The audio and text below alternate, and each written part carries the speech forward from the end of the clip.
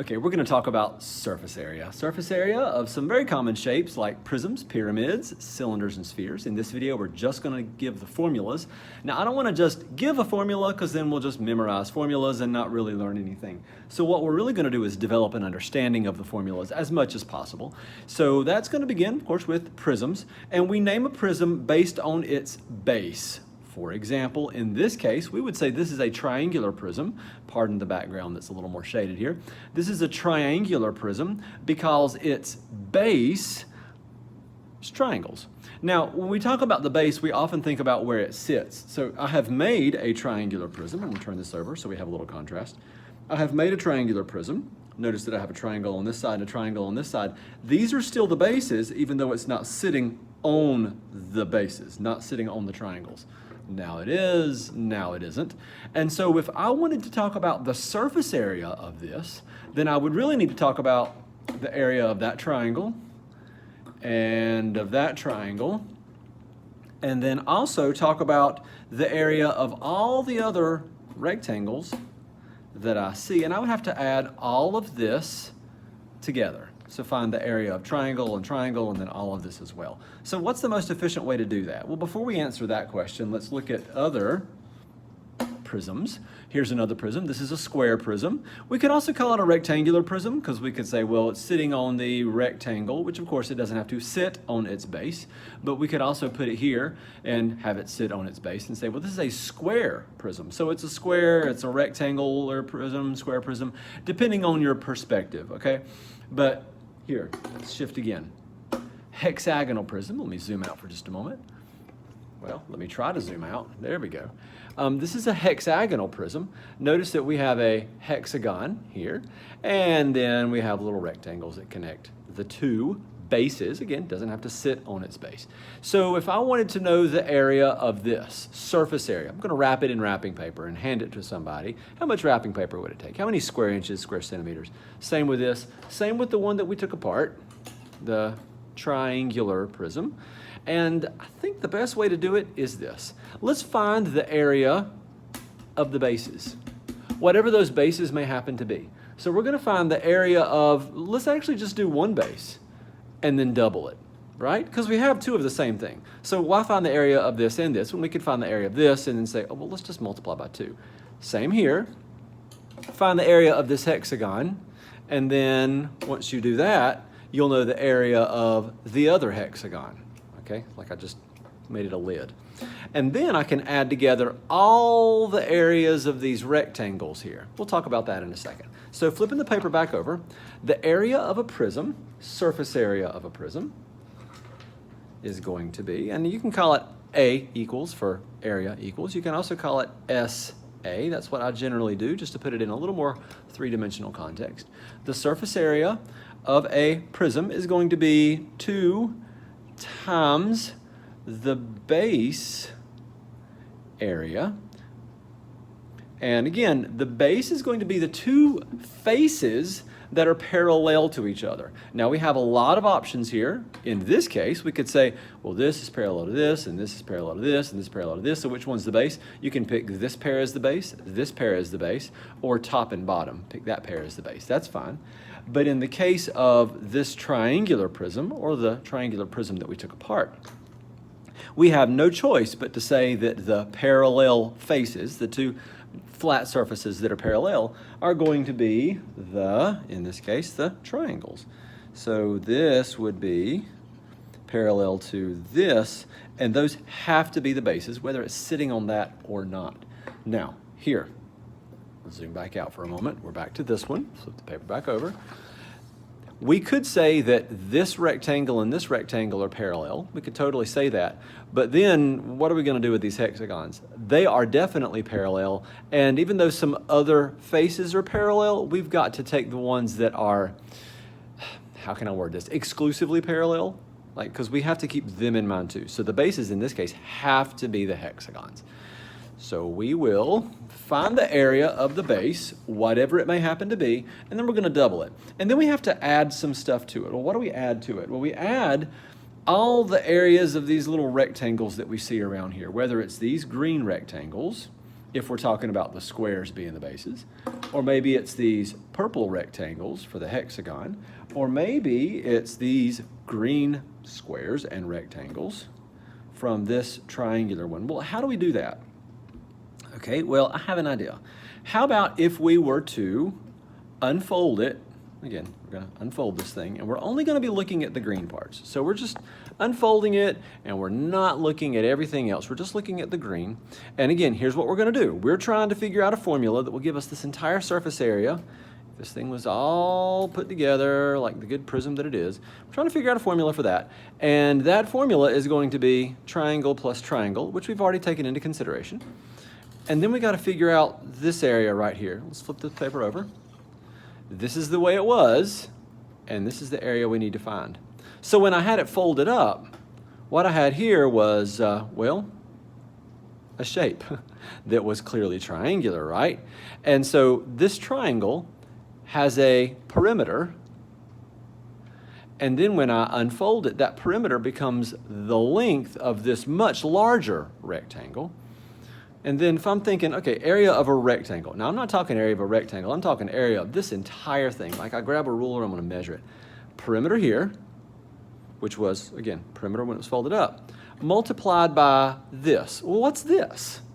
Well, this is, I'm not asking for a number. I'm asking what it is. What is this? Well, this is the distance between those two triangles that I had to start with. We can call that the height of the prism. Now, height doesn't have to be vertical because remember, we don't have to be sitting on the base. We can have it sitting like this. So the height is going to be the distance between the two bases. So let's write that down. So base perimeter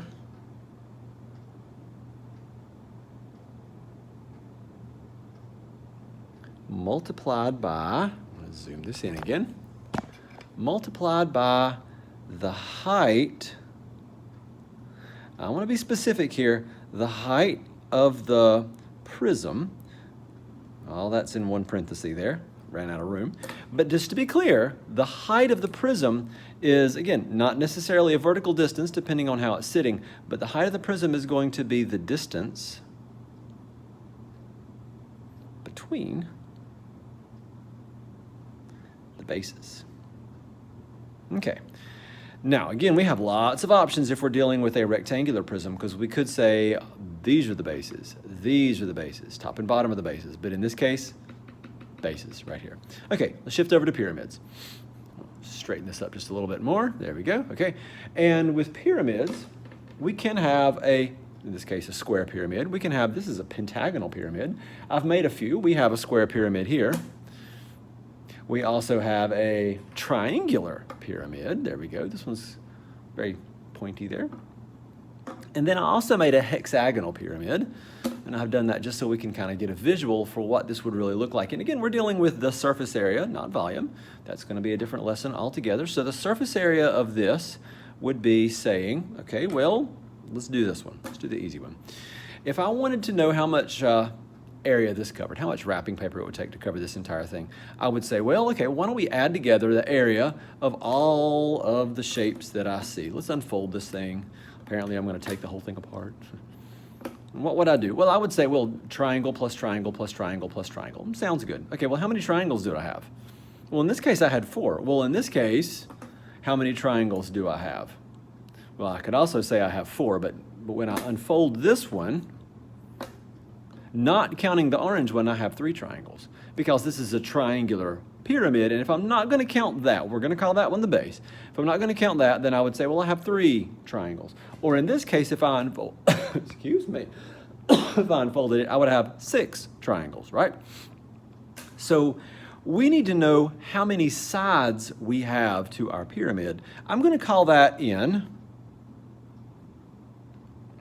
And then we're going to multiply that by the area of a triangle, the triangular face. Okay, face, what's a face? Well, this would be a face, this would be a face, this triangle's a face, this triangle is a face, this is a face, this is a face. Now we could say this is a face, but for the sake of the formula, I'm going to call it the base, not the face, okay? Now, it technically is a face, but for our purposes, we're going to say we're going to do n. We'll talk about what that is again in a second, but it's the number of sides of the base. Is going to be multiplied by the area of a side triangle, the side of the pyramid. So area of the triangle on the sides. Area of one triangle. We're assuming they're all the same. So these are going to be for right pyramids, not oblique pyramids. That means the pyramid's leaning a little bit. Okay, that's not going to happen here. So let's add together that with, okay, in this case we would have, all right, well, so 4 triangles plus the area of the base. Okay, that works.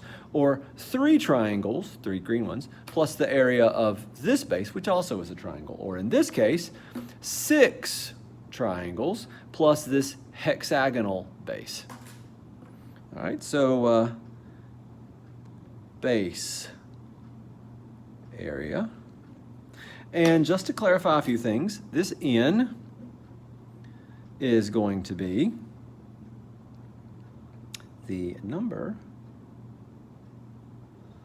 of sides